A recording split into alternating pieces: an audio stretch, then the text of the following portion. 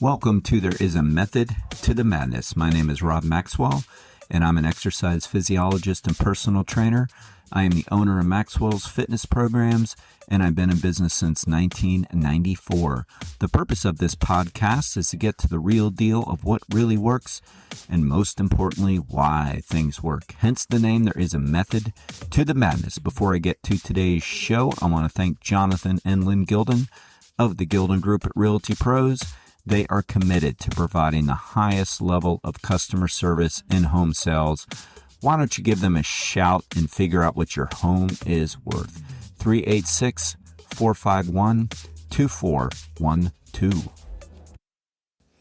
Good morning or good afternoon or good evening, whatever time you're listening to this podcast. Coach Rob here, and I'm going to talk about some fitness items with you again today. Today I'm going to talk a little bit about one of the pieces that's in my new book coming out called Train for Life, Why Personal Coaching is the Real Fitness Solution.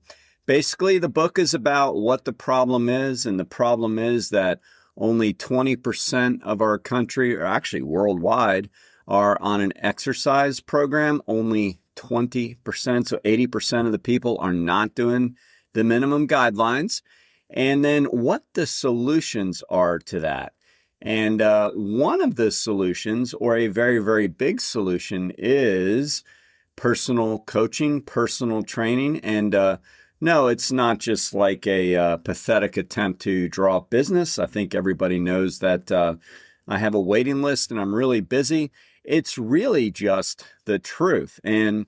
But the book isn't about that per se. The book is about why it's the truth. Like, why are the things that are so common in a personal training relationship that leads to results? Well, I'm going to talk about one of them today, and it's called decision fatigue. It's a real thing. What decision fatigue is when somebody really doesn't want to make up their mind about something else again. Like maybe they are making a ton of decisions in the day. They might work for a company, they might be the boss, and they are making all kinds of decisions all day long, what each employee should do. I mean, we can go on, but I think you get the idea. And it doesn't just have to be work. I mean, there's decisions we have to make in our day-to-day lives too. And studies have shown that the more decisions people have to make, the more decision fatigue they have, the more stress that they have. And basically the end result of decision fatigue is they decide not to decide. So basically it's kind of like, well, I don't really know what to do exactly on this. I don't really want to think about it. So I'm just not going to do anything. That is one of the leading causes of dropout in an exercise program. People don't know what to do, or they don't know how to continue to do what they're doing, and so they stop. They either feel like what they're doing is wrong, or they don't have any idea what they think they're supposed to do anyway. It's a big reason why people don't go to gyms, because they're not exactly sure what to do. There's a lot of other reasons why people drop out of exercise programs or don't get started, and I talk about them in the book, but this is one that I really, really want to highlight today. I can't count the amount of times that somebody has come into the gym in the morning. Typically, I don't know, it probably happens all the time during the day, but oftentimes in the morning, probably because a lot of the majority of the people I train are going to be in the morning, but they'll say, I'm glad I'm showing up here and you're just going to tell me what to do because I just did not really feel like going to the gym and trying to figure things out. You're just going to tell me what to do. Now, to some people, they might be listening and go, well, that's not good. I mean, people should really know what to do. Well, yes and no. I mean, there's experts in every area of life. And if somebody is already like very proficient at many, many things, and they want to do what is ideal for them, I mean, why would they automatically know what to do? I mean, I don't know. I don't get that logic. I've heard it sometimes, but the bottom line is it's like, why not go and have that decision made for you? I can tell you, like, I've been on both sides of this. So on my side of it, I make the decisions for the person after we do an assessment, after we set goals. I write up the workouts. I determine how they're going to be. I determine everything, the exercises, the sets, the loads, the frequency, the rest between the sets, the tempos, all that good stuff, all the different modifications we might have to do. So all that is thought of ahead of time. And for me, that's pretty easy. I mean, I just sit down and I know my acute program variables, which are what those things are. And I just sit down with the person after I do an assessment, after I learn some things about them, and I think, well, we got to do this, this, and this. Like, to me, it's pretty much a no-brainer. And then I know how to modify it. And my trainers know how to modify it when and if need be. So from my end, it's pretty simple. I just wait, they pop in, and we start. And I'm confident in what we're doing. They're confident in what they're doing because they have confidence in me. They have confidence in my trainers. They trust, which is a very big part of this, and I'll get into this later. I'll get into that later, I should say, but they're ready to go. But you know, I've also been on the other side of this when I was taking master's swim classes because, well, for that very reason. Number one, it was really hard for me to get motivated to go to the pool to swim when I was doing triathlons. Now, I actually kind of like to swim, but the whole thought of just getting there and changing, getting in the pool and all that was sort of a pain in the neck. And it's not like I didn't already exercise enough on a pretty rigorous, normal schedule anyway. So it was one thing I was adding to the schedule. Now, I definitely didn't want to have to think about what kind of pool workout, what kind of swim workout to do every time. And I'm an exercise physiologist. I'm a personal trainer. I'm a strength and conditioning coach. I'm a sports nutritionist. I'm those things. I'm not a swim coach. So do I get the general idea what I should do? Could I come up with some decent workouts? Of course. But I didn't want to have to sit there and think about it. So it was really nice just to show up. That was the hard part. There's the class ready. I jump in the water. They'd say the workout and I would do it. Like if there was ever a situation, and it happened a few times because in my area, I'm kind of known for what I do. And one of the coaches might be like, oh, well, you know, you're a trainer, so you kind of know, you know, and I'm thinking, no, I don't say that. Just, you know, what's the workout? What are we going to do? That's all I want to do. And it was so much easier to follow. I didn't have any of those doubts that we all go through when we're writing our own stuff. Like, is this objective? Is this something I should be doing? There was just none of that. I just did what I could and then did the next thing. So I have been on both sides of it. And I know that it is a big, big perk to get people going. And the way we do that is we have a coach or we have a program that we show up to that people have taken the decisions and done it for us. It just really, really works. Now, a couple things. You have to make sure, of course, that the person you've decided to make your health and fitness decisions with you and for you is qualified. In a study that was done, they found that 49% of people utilize influencers of all types to help them make decisions. 49%. So almost half the country relies on influencers to help them make their decision, right? So you think, well, that's cool because so many of these influencers know what they're talking about. Here's the problem with that. Only 20% of the health and fitness influencers actually have the credentials to be telling you what to do. Most of them are models and they look good, so you think they know what they're talking about and they're telling you what to do. And you see it all the time, right? You're seeing it online with different diet programs, with different schemes, right? With supplements, with different workout programs. They're all over the place. Sell, sell, sell. I mean, it's all good if you're following the right person. You always have to look for their credentials. That is very, very critical.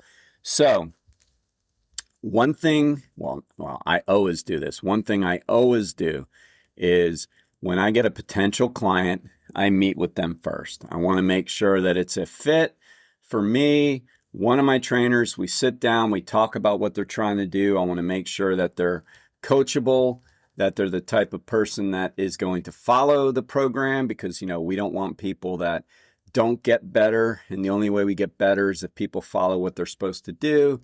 So we sit and we meet.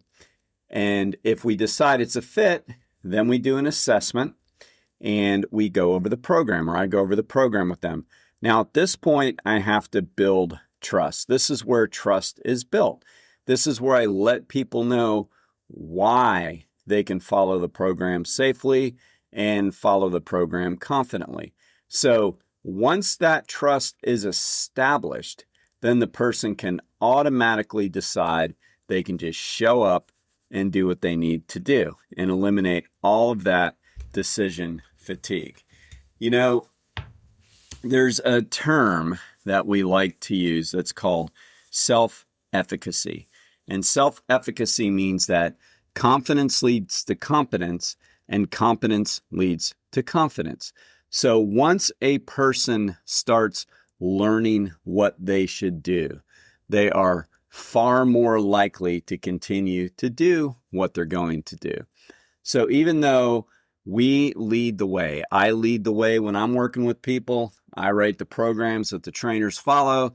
The trainers are leading the way as far as the exercises, as far as the reps, as far as pushing them to the best level that they can be pushed, all that good stuff. The tempo they need to be moving at, the tempo of the exercises, all that is being directed. At the same time, I'm very big on making sure people understand why.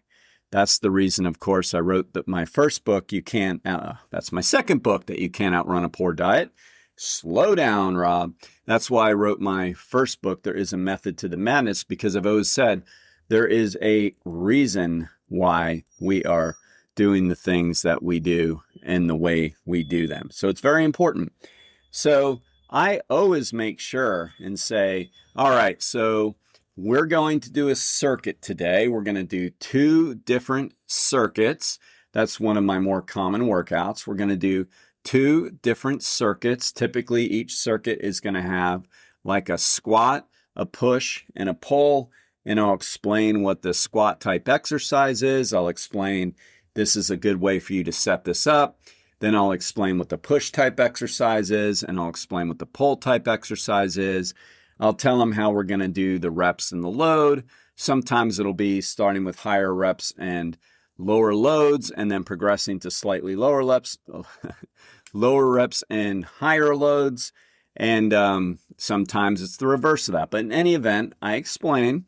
Sometimes they're like, just tell me what to do. And it's like, okay. Other times I'll explain why, because like I said, building confidence. If we know why we're going to do something and we trust our coach, we're going to be more likely to do it. Then I'll explain what circuit number 2 is going to be, and then we'll do it. And then after that, it comes down to making sure that the person is moving at the right tempo, meaning that maybe they're not moving fast enough and they're not keeping their heart rate up, and they might be on a program that we need to elevate it a little bit.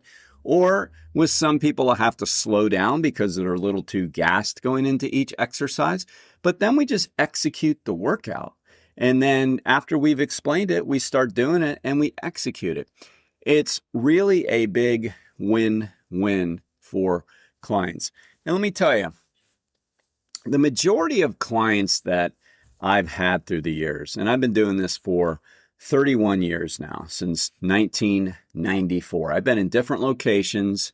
I've been probably in this one the longest, but I've been in different locations. Let me tell you, it's not always like the acute cases that we trainers get, like what was that silly show that was on and it turned out so much of it was fraudulent? Biggest Loser, was that the one? Yeah, I think so. But, they were really kind of like bullying and, making the contestants do these outrageous things. And, they make it look really cool.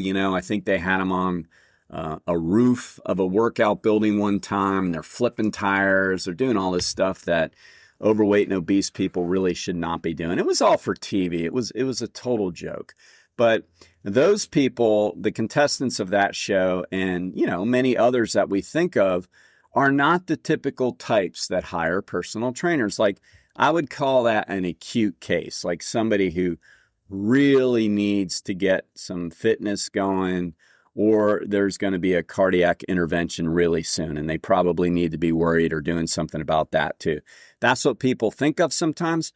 Or people think of like celebrity, celebrity fitness, the perfect bodies of males or females getting like trained to be a little bit better by a trainer.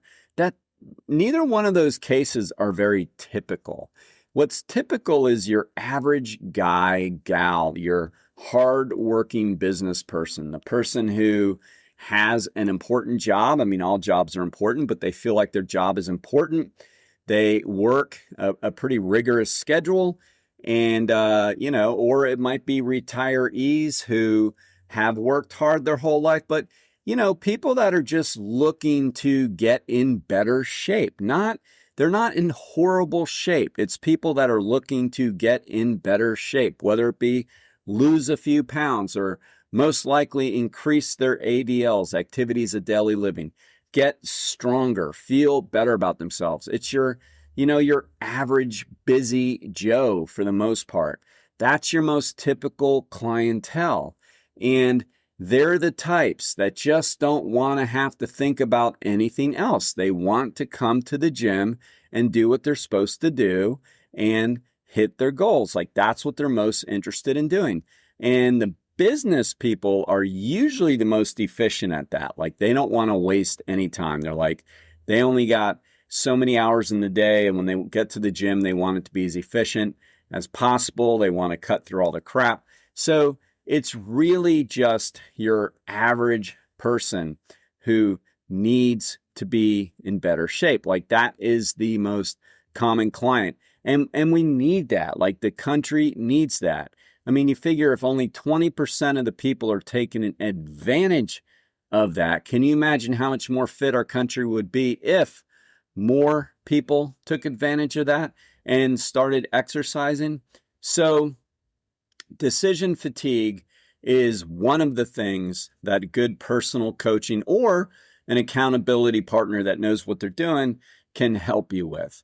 And all the clients that are listening to this, which I think most of my clients do, they're shaking their head going, yep, that's a big perk. I just show up and they tell me what to do. And so far, so good. But for those that have not tried it and you are out there kind of floundering around, and that's the very reason, because you're going to gyms and you're just not doing it because you don't know what to do when you get there. I mean, really consider reaching out and getting a pro to help you, because that's what pros do. And there's nothing wrong with that. Again, you don't have to be in an acute stage of being out of shape to need a trainer. It's just you need somebody to get you going, to show you what you're supposed to do, and to help you to do it. Okay?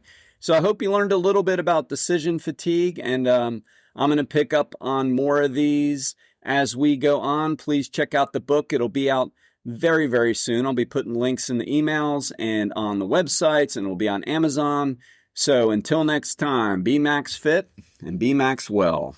Thank you for listening to today's program. I ask you to please follow the show wherever you get your podcasts, and please select automatic download, because that really helps the show. Now I want to thank Overhead Door of Daytona Beach, the area's premier garage door company.